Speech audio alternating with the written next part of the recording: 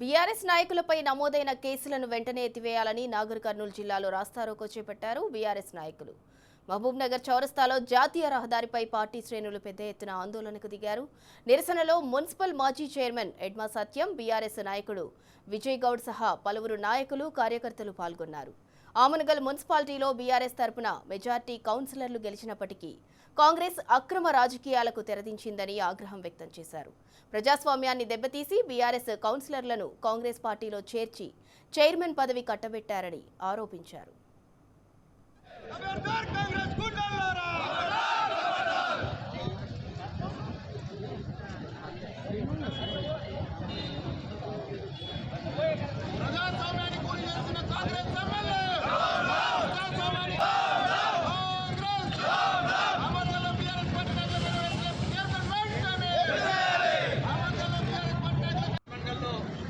drama చూసినట్టయితే మరి TRS party ప్రజాస్వామ్యంగా 8 సీట్లు తీసుకొని పూర్తి స్థాయి